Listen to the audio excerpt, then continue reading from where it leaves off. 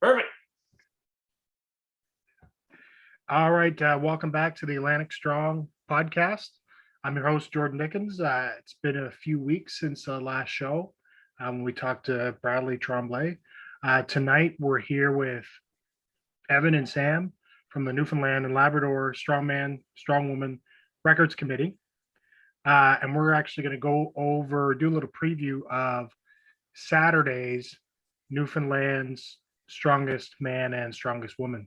So, guys, Evan, welcome back. Sam, nice to meet you. Thanks for having us back and having Sam. We're super excited for the weekend. It's going to be a really good time, I think. Yeah, I mean, I've been following along with what you guys have been doing since we recorded the first show last year, and things seem to be going good in Newfoundland and Labrador for strength sports. Can you give the listeners a brief overview of what you guys have been doing with qualifying standards for your provincial championship? Sure. So essentially, after last year's NL Strongest, which was in September, kind of after we came out of lockdown for the first time, we decided to kind of create like that because that was just an open contest. We had it open to anybody and that sort of thing. And we have had a regular stable of competitors with competitors kind of adding on every contest. So we decided to create some sort of a formal, almost like the Arnold's qualifying system, how they have like a point system, that kind of stuff. So essentially, for every contest you do, you accrue points depending on where you place. So first place is 3 points, and that's an automatic qualifying position. 2 points for second, 1 point for third. And then if the person in first already has 3 points, then those 3 points trickle down essentially to the next couple of places. So that even if you have like a contest where the top 3 people are all qualified, you don't lose out on the chance for qualifying points essentially. So if those people already have their points maxed out, and they trickle down. So essentially 3 points qualifies you for NL Strongest. NL Strongest is going to be by invite only. It's an open weight class contest. And we actually decided in the last week or so that on top of that, in October, where we did Static Monsters last year, and in November, we did a contest called Battle of the Beasts. We've combined Static Monsters and Battle of the Beasts, and are going to have that as a provincial championship as well, but that one with weight classes. So all of the Static Monsters weight classes will have like a provincial championship. So that'll be like almost like an Arnold's because it's more of an indoor static event. And you'll have like your NL Strongest as your invite only, almost like WSM kind of thing. Awesome. Yeah. Yeah, I talked to Jordan Stewart just a few weeks ago about, and you look at guys like him who are on the cusp of, national competition levels in a weight classed competition. I mean, Jordan, he won last year, didn't he? He won Newfoundland Strongest last year. He won the 105 category, yeah. So he won the 105 category. I mean, looking at his lifts, he's bound to podium for sure in the open. He's got a fair chance, 100%. Like there's 7 very strong guys in that category, but Jordan has a really good chance. I mean, his training in the last little while has been super dialed in. He's gotten really strong. But he is only, he walks around at 230 pounds. So more opportunity for a guy like him to compete against other 105 kilo guys is great. And for him to have the opportunity to step up in an open competition is also great. So that sounds really, really cool that you've actually you're going to have 2 big competitions a year for each style of competition. 100%.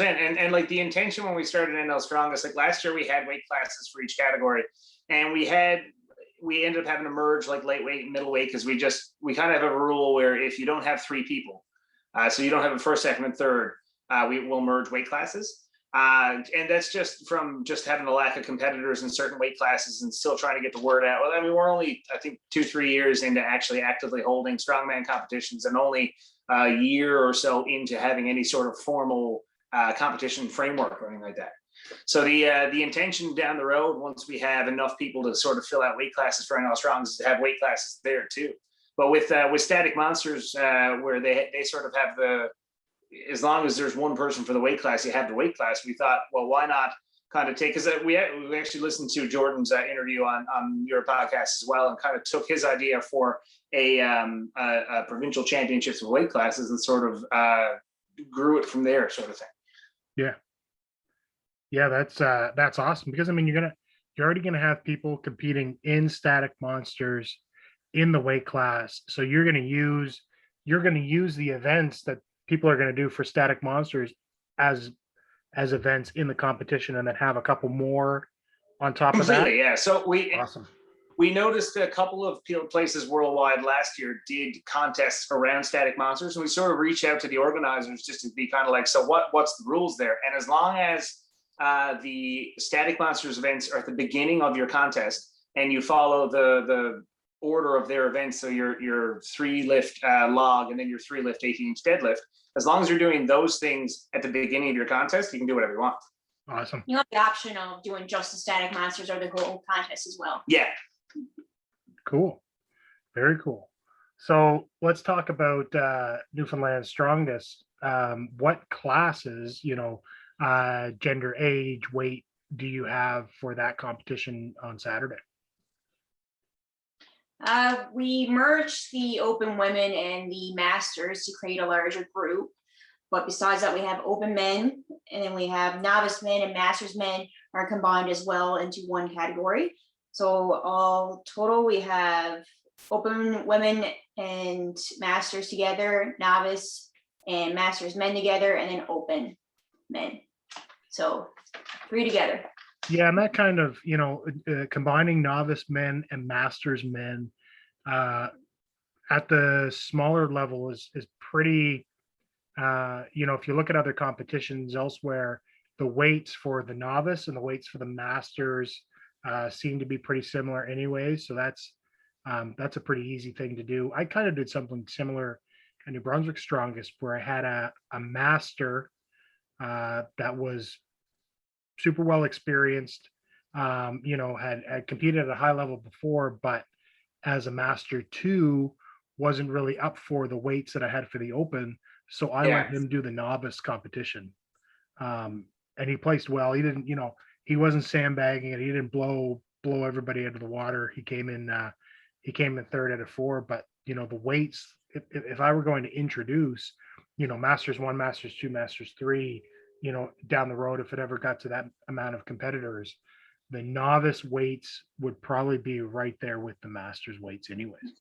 And usually for contests we've organized in the past, if we've advertised a masters category, the novice and master weights for us, same thing, have been pretty much the same weights. So it just kind of it worked out. We had a group of masters because we sort of did a point system for open female and open males, and then sort of decided we had the time, the space, and the events. So why not toss it out to the masters lifters around here. We've got a really big strength sports community, powerlifting community, and that kind of stuff, and a lot of really experienced masters lifters here in the province. So we want to reach out to some of them and invite them in as well. And it just kind of worked out that we ended up having to merge the open and the masters females, but we have some super competitive masters females that are it's gonna be a really fun weight class to watch, I think. Yeah. We're also doing prizes for both categories on the way. So they're all competing against each other, but the masters women actually can take the title of 2 categories. So both masters and open at the same time. Yeah. So it's actually a benefit to them to have us in their pool. Right on. So where's the competition going to be? So for us, myself and Sam train with Kyle and a larger group of strongmen, strongwomen we have here at a spot called True Strength Incorporated. Yep. So that's here in just outside of St. John's in an area called Paradise. And so we're hosting the contest in the parking lot, essentially outside of the gym. So the gym is in the basement of an animal hospital, and the parking lot of the animal hospital is essentially going to be our contest grounds, provided it doesn't rain. If so, we'll be inside the gym. Yeah, so we're considering Paradise Animal Hospital as a major sponsor for us. They're providing us with the access to the building, and the whole parking lot is going to be shut down just for the contest. That's fantastic. The owner is one of our competitors as well. She owns the gym as well, and she's a masters powerlifter, world-class powerlifter, and is throwing her hat in the ring for strongman this time around. Strongwoman. Awesome. Yeah. Yeah, it's you look at all these outdoor competitions. I mean, they're basically the standard for strongman is to have competitions outside. Um, and I always worry about the bathrooms considerations for that. I mean, I did Pictou County's strongest last fall, and it was outside the arena. We didn't have access to inside because of COVID, and we were using outhouses or porta potties, and Yeah. For being a small competition, that was fine. But I mean, if you had a provincial level competition without facilities, that would be a hard go. It's tough for sure. And I mean, like, I know the strongman competitions with so many events and that kind of stuff, you kind of have to be outside or in a big open arena kind of space because you just need so much equipment. But it does lend itself to some of those frustrations and some of those pitfalls. But luckily, we have access to the facility and the facilities of the facility, we'll say. Yeah. Very fun space for a 25,000-pound dump truck. It is, though. Well, and speaking of that, I mean,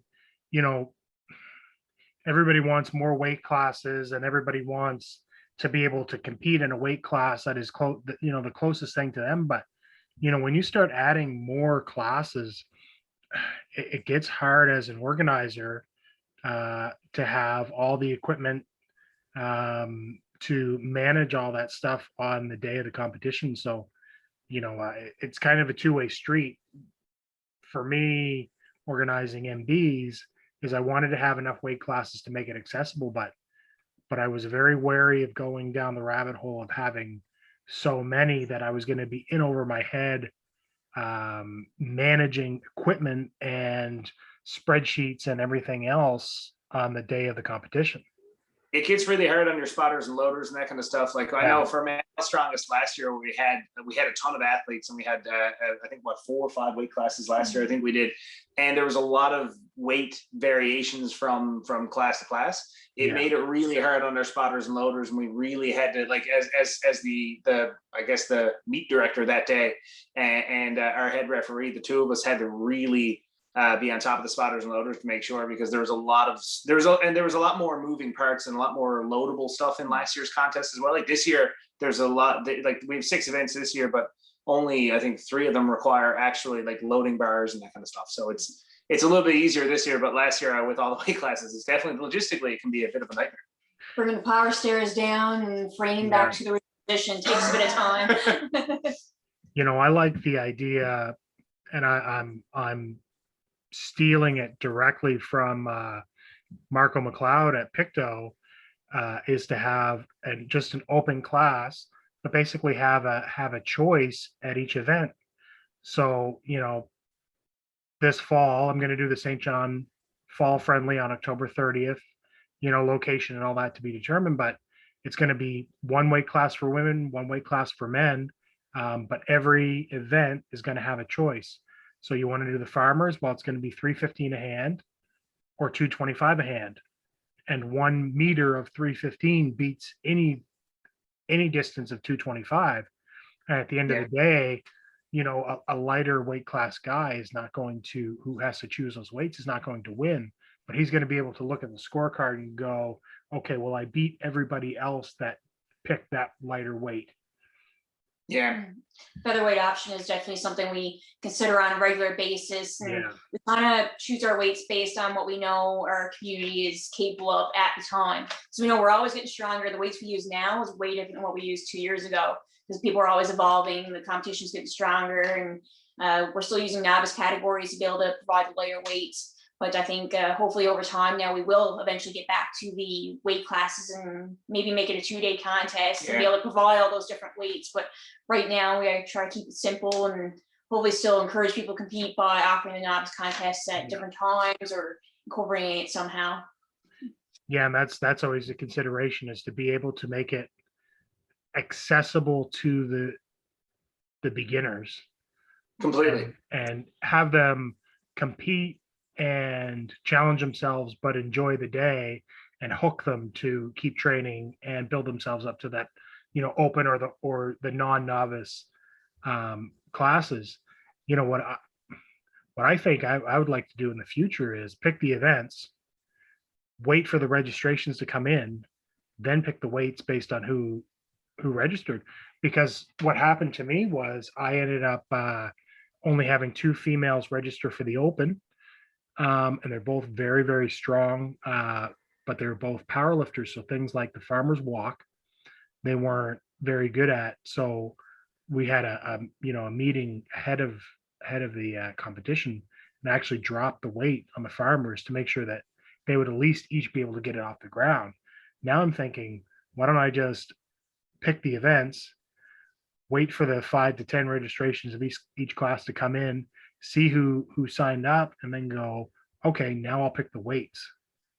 It's a good way to do it too. Like you can even provide weight ranges in advance, and they sort of be like based on registration and experience, then we can kind of decide within that weight range. Like it's a nice way to sort of draw people in and not intimidate people as well. I know there's all kinds of we've had competitions in the past as well where we didn't have a novice category, and it was kind of questioned because we like the open category or the middleweight category was heavy for people that were just getting started in a sport that, I mean, is only a couple of years. There was strongman contests and stuff years ago here and that sort of thing, and interest in it. But as far as an organized strength sport, it's only been a couple of years now that we've been actually consistently putting off contests and growing the sport and promoting it and that kind of thing. So it's tough. It's tough to find that balance for sure.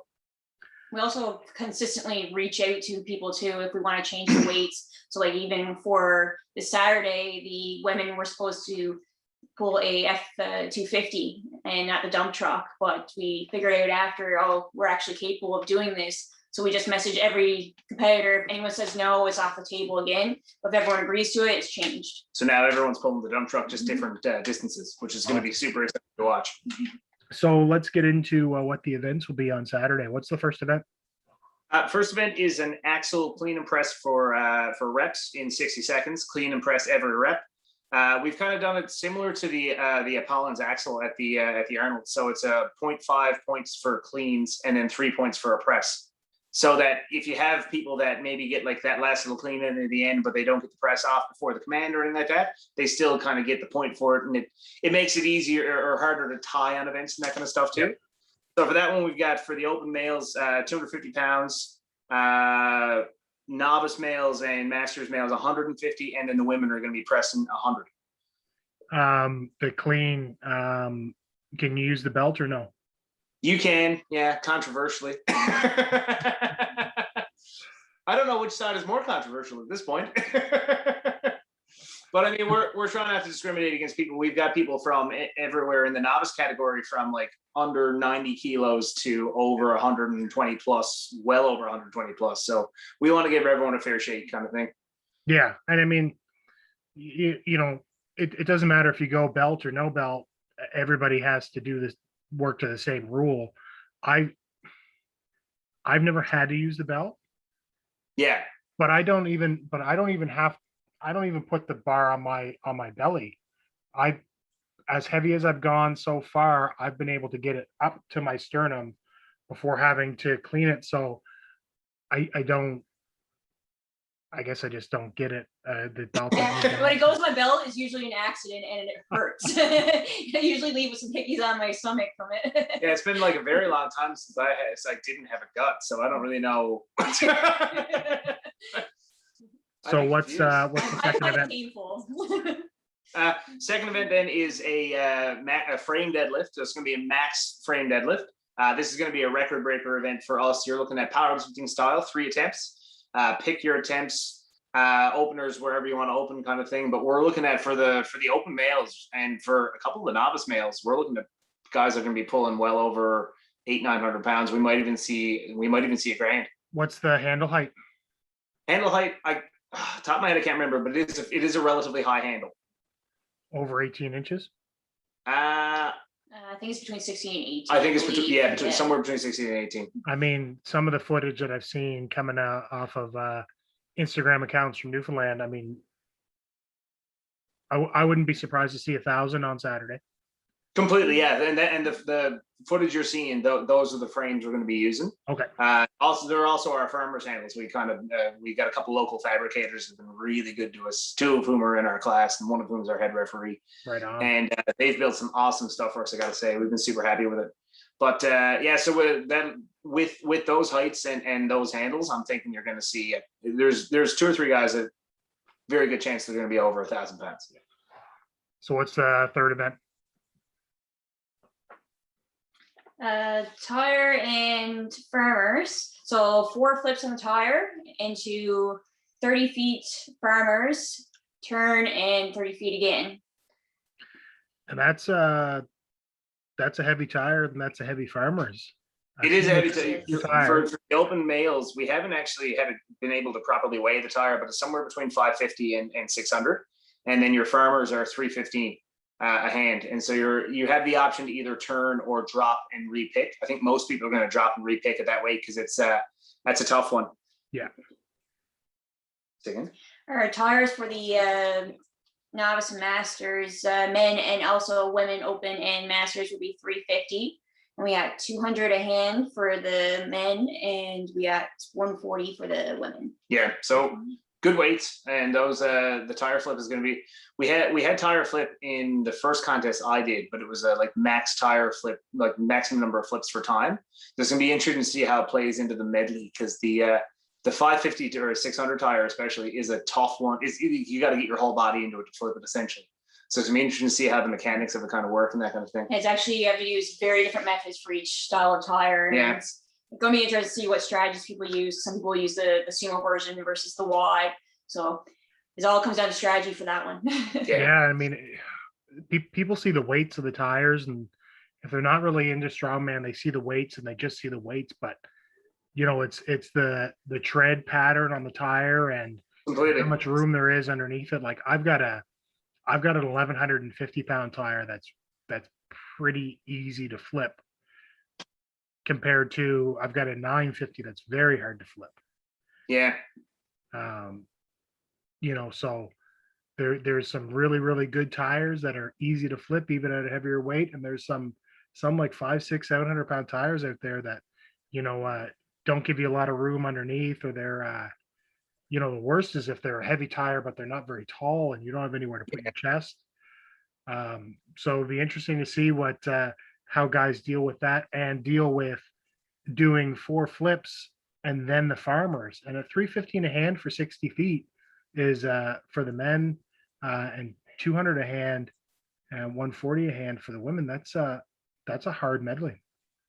Those are big weights there for sure, and you know, that's going to be one of those difference maker events. I think it's going to come down to strategy and how well you manage your energy on the tire flip, and then how much you have left to put into the farmers and that kind of thing. It's gonna be a fun one to watch. I think. Yeah. What's the next event? Double overhand axle. So everyone's favorite grip. So it's a double overhand axle deadlift. It's a rising bar. So open males starting at 275. Novice are starting at 175, and females starting at 125. 125. I can't read my own notes. I made notes this time because last time I feel like Colin and I were both just kind of deer in the headlights for half of it. But that one's gonna be tough. I think you're gonna see like it's a rising bar event, and we're always leery with rising bar events because at the last contest we did, we had like axle clean and press, and the novice males opened at 130, and we had 12 novice males, and like they went to 265 for. So yeah, it's always a time consideration with those kind of events. Completely. It took like an hour and a half to do the novice males clean and press at the last one. But for this one, where it's a grip event and double overhand axles, I'm sure you know yourself, without straps is not easy. Yeah. So we're thinking this one you're going to see maybe 3-4 attempts from everybody, and hopefully some fun weights moved and some big weights moved. But that one's going to be one of those. I always find grip events are like it. You have those dark horses that come out, like people that could be at the very bottom of the pack that just have crazy vice grip. And end up coming first. It's also going to be interesting because the clean and press is the first event with the axle, so you're using your grip in that, and the farmers are knurling on that is pretty vicious. So your hands will be a little bit tired by then. So it's going to be interesting to see who pulls through and digs deep through it. Awesome. What's the last event of the day? I guess 2 more. 2 events. We got 6 events. Yes, we have event 5 is stone to shoulder medley. We have 3 stones. Yeah. Cool. So you have 60 seconds to do them all. And we're allowing tacky towels, but not regular tacky. It's tacky for stone shoulder can tear you apart.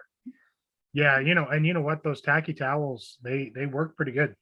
Really well. I was surprised the first time I used one how well it worked, and how easy it was to clean up. There was almost no clean. So that's great. My new favorite thing. Tacky is just like tacky is amazing, but it's just such a pain to try to get off, and it gets everywhere, and you're ruining your clothes and you're ruining your hands, and it's so it's nice to have that alternative. And we've had a ton of people training with them at the gym. They have been a super easy alternative, essentially. And what are the weights of the stones? So for the open males, you're looking at first stones 215, and then 240 and 270. Those stones are all like an 18-inch diameter as well. Then you're looking at, for novice males, 120, 160, and 175. And it should be noted too that we actually made a bunch of new stones for this contest. So most of the stones are fairly new and smooth. So we kind of, a couple of us in the class that aren't competing took the effort Tuesday night to kind of get some tacky on them just to just so that they're not slip. Yeah, so they're not sliding everywhere. And then for the women, we're looking at 115, 120, and 160. Awesome. Yeah, that's gonna be a fun one too. We actually originally had a plan to be 3 stones and the third stone be an AMRAP, but in 60 seconds we figured for the weights of those 3 stones, it'd be better off just doing a speed run. Yeah. And then the last event is dump truck pull. Dump truck pull, yeah. We got a 25,000 pound dump truck donated by our sponsor, one of our big sponsors, the Tire Shop. We've had a lot of really amazing sponsors of this contest who've done a lot for us, and these guys are taking the time. They're giving us the dump truck. They're having a driver there for us and that kind of thing. And it's gonna be pretty exciting. We've been talking about doing a truck pull since we started planning contests, and we've had every time we've put out the feelers for like what events do you want to see. Everyone says truck pull. So we did an over arm a couple of years ago that Sam was not super stoked about. I lost by 0.02 seconds, and it went so fast. That was just who could keep up with the rope. It wasn't even a pull. Yeah. So I've been waiting for redemption ever since. I've heard the words 0.2 seconds a lot since I met Sam. 0.02 seconds. 0.02 seconds. Haunts me in my dreams. Well, we're pretty stoked. The visuals of it alone are going to be amazing. Like I can't wait for people to see the videos coming out of that, and just to be at a point this early into the sport where we have people that are going to be pulling something like this, and to have kind of the spectacle of this sort of event, we're super excited for. Yeah, that's fantastic. Do you have a list of all your sponsors you want to run through? We do indeed. Again, we came prepared. So we've got Supplement King, who've been they've been with us since we started doing strongman contests here at True Strength and that sort of thing. They've been a huge supporter. They've donated prizes, t-shirts, all kinds of stuff over the years, and have been really great to us. Yep, they've been supplying prizes for us since 2018. Actually, yeah. They've been around every contest. They've been willing to support us, show up, and give supplements out for free, and always prizes and share knowledge, discounts at the store as well. They've been really great. I got to say, like, we plug them. Cerberus is another big sponsor. They came on for NL Strongest last year. They sponsored our volunteer t-shirts and that kind of stuff. They sponsored some prizes and that kind of thing this year. They've been really good to us as well, I must say. And pretty much any time we've asked for anything, they've been great. Lance has been great to get in touch. 709 Evolution, who are a local clothing brand. One of the members of our committee, actually, him and his wife run it. And they've been a sponsor the last 2 years as well. Paradise Animal Hospital, who we mentioned, they provide us with the space. They provide us with the space to train. They've been absolutely Babette Meister. She's been absolutely fantastic to us. She's the owner and also competing. And we've just can't thank them enough for everything that they continue to do for us. We also have Body Quest, who is providing gift cards for us as prizing. They are a new sponsor for us, and we're hoping they stay on board because we really appreciate that support from them. We have Titan, who's also sent us some prizes. They are also fairly new for us, but we're very excited to have them on board, as their prizes are very top quality, and we have definitely enjoyed their service to us so far. Yeah, they donated some lifting equipment, like some sleeves and wraps and that kind of stuff. Wraps, yeah. So we're super stoked about that, and excited to give that away to some lucky competitors. Northern Warrior came on board with us this year as well. They're just talking to them has been absolutely fantastic. Yeah. And I don't know if you've seen the photos of the Warhammers. Yep. So he put together these hammers for us and painted them gold. They just look, oh man, they look unbelievable. So that's top prize for the open females and top prize for the open males. Each one gets a golden war hammer, which is going to be pretty sweet. That's awesome. Yeah, and we got Encompass Wellness. He's Matt Wells. He's a local power lifter, as well as an RMT. He's mine and Sam's RMT, actually. Absolutely fantastic. He's going to be there on the day, and he's offering gift cards for winners and that sort of thing. And just super knowledgeable guy. He's, as a lifter himself, he's been great because he kind of knows what's ailing you. Like if you tell him, he knows what I'm asking for. Yeah, like you tell him where it hurts, he knows why it hurts. Yeah. He's very good at relating your issues to what could be causing it and what could help it, and he'll know what exercises that I'm frequently doing and can help me work around it and change my program if I need to. So yeah, very knowledgeable guy. He's a coach himself too. So if you reach out to him in advance of a session and you're just like, hey man, it's hurting when I do this, he'll go back and watch your videos on Instagram and that kind of thing and kind of get an idea for why it might hurt like that kind of thing. Absolutely fantastic. The tire shop who we mentioned, they're providing us with a dump truck. They're providing us with a bunch of safety cones and that kind of stuff to kind of put out a track for the dump truck, the driver, all that sort of thing. Absolutely fantastic. Super happy to have them on board, and can't wait to see people pulling that truck. Great Start Fitness, who are a fairly new sponsor, a fairly new company, as far as I know as well. Yep. They're brand new to us. Kyle kind of reached out to them. He knows the owners, and they've come on board to provide some gift cards and a few other odds and ends as well, which we're super stoked about. Inner Strength, the Stins, fantastic people.